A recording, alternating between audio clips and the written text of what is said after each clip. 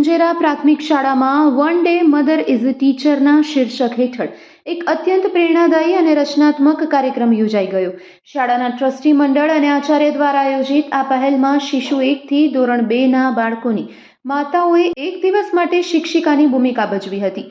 અનોખા પ્રયોગનો મુખ્ય હેતુ વાલી, બાળક અને શિક્ષક વચ્ચેના ત્રિવેણી સંગમને મજબૂત કરવાનો તેમજ માતાઓને શિક્ષણ કાર્યના પડકારોનો પ્રત્યક્ષ અનુભવ કરાવવાનો હતો.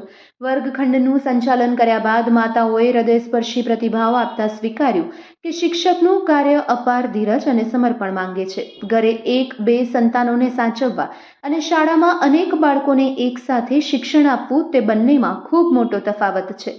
આ પ્રસંગે બીઆરસી કોઓર્ડિનેટર ખ્યાતિબેન મહેતા અને સીઆરસી શરદચંદ્રભાઈ સહિતના મહાનુભાવો ઉપસ્થિત રહ્યા હતા.